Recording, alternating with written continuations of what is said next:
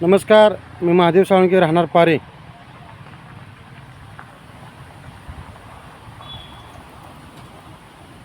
निवडणुकीच्या संदर्भात 2024च्या विधानसभेच्या निवडणुकीत मी निवडणुकीच्या मैदानात उतरणार असं तुम्हाला मी सांगितलं होतं. मी 100% निवडणूक लढवणार आहे. ही वस्तुस्थिती खरी आहे की मी निवडणूक लढवणारच होतो. काही तांत्रिक अडचणी आल्यामुळं मी निवडणुकीतनं अर्ज माघारी घेतला आणि खानापूर, आटपाडी आणि विसापूर सर्कलच्या सर्वसामान्य लोकांच्या आणि शेतकऱ्यांच्या प्रश्नासाठी आणि शेतकऱ्यांच्या इच्छेखातीर मी निवडणुकीच्या मैदानात आलो होतो. तुम्ही मला सहकार्य करण्याची आणि माझ्या पाठीमागं ताकद लावण्याची सगळ्यांनी जुळणी केली होती. पण काय अडचणीमुळे मी अर्ज माघारी घेतला, त्याची मी दिलगिरी तुम्हाला व्यक्त करतो.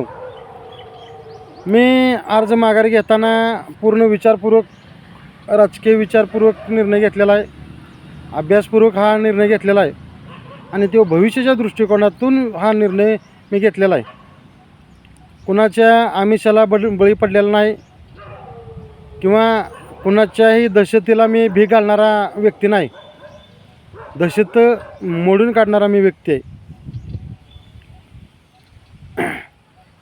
खानापूर, आटपाडी आणि विसापूर सर्कलच्या मधील सगळ्या काँग्रेस पक्षाच्या मध्ये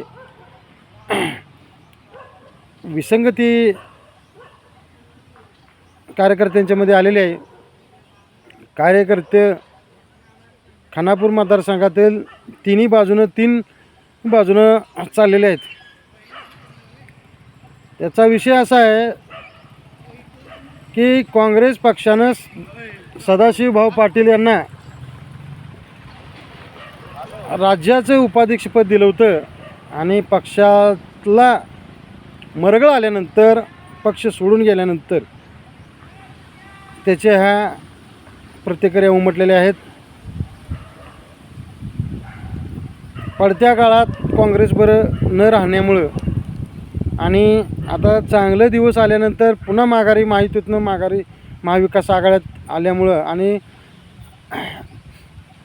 येऊन काँग्रेस पक्षाला संपूर्ण विचारात न घेता तिकीट दिल्यामुळं काँग्रेसमध्ये खानापूर, आटपाडी मतदारसंघात विसंगती आलेली आहे. दुसरा विषय असा आहे, ज्या सर्वसामान्यावरनं मला या खानापूर तालुक्यातला एक शेतकरी कुटुंबातला एक तिसरा नेता मतदारसंघात येतोय आणि त्याच्या पाठीमागं तुम्ही ताकद लावण्यासाठी प्रयत्न सगळ्यांनी चालू केले होते. मी त्याबद्दल आभार मानतो. पण मी पुन्हा एकदा तुमची दिलगिरी व्यक्त करतो मी अर्ज माघारी घेतल्याबद्दल.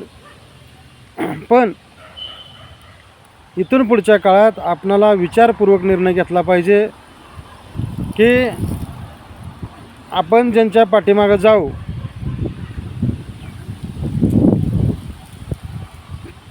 भविष्यात आपणाला हा पश्चाताप झाला नाही पाहिजे. येत्या 20 तारखेला आपण मतदान करताना आपण अशा व्यक्तीला मतदान केलं पाहिजे की आपणाला निदान पश्चाताप तर झाला नाही पाहिजे. मग जरी मी एखाद्याला पाठिंबा दिला असला तरीसुद्धा तो पुनर्विचारसुद्धा होऊ शकतो. याबद्दल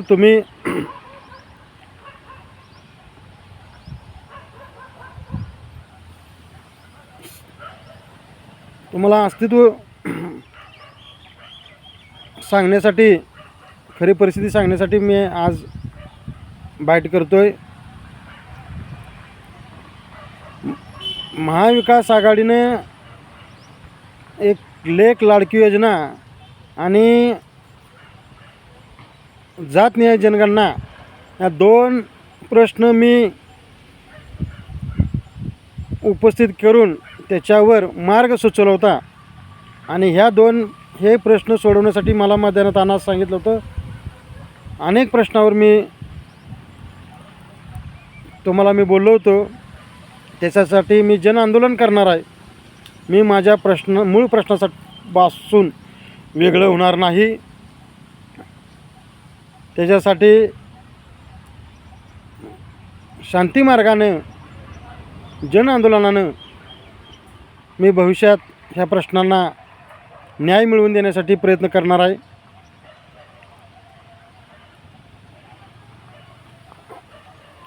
महाराष्ट्रात 4 लाख साळुंखे आहेत. त्यापैकी महाविकास आघाडीनं एक शरदचंद्र पवार पक्षानं आणि एक उद्धव ठाकरेच्या पक्षाने 2 साळुंख्यांना उमेदवारी दिलेली आहेत. त्या दोन्हीही उमेदवारी अशा आहेत की तिथं पूर्ण बांधणी नाही. त्यामुळं महाविकास आघाडीनं मला विधान परिषदेची आमदारकी दिली पाहिजे. अन्यथा महाराष्ट्रातल्या सगळ्या साळुंख्यांना येत्या 16 तारखेला माझं आव्हान राहील, जोपर्यंत हा विषय संपत नाही काँग्रेसच्या पर्यवेक्षक कुमारी प्रणितीताई शिंदे यांनी हा प्रश्न संपवला पाहिजे. अन्यथा महाविकास आघाडीच्या पाठीमागं जायचं का नाही जायचं याचा विचार येत्या 16 तारखेला आम्ही सर्वजण घेणार आहे. आणि आमचा पुढील निर्णय 16 तारखेला मी जाहीर करणार आहे.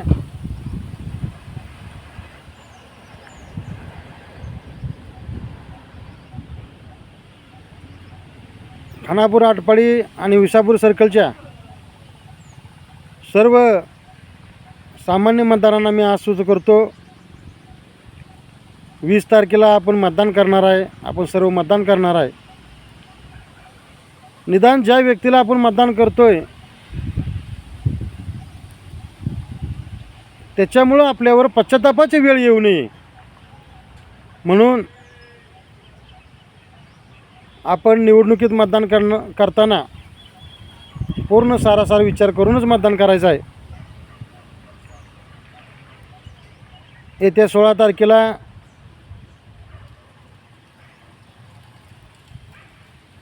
पुढील निर्णय मी तुम्हाला सांगणार आहे.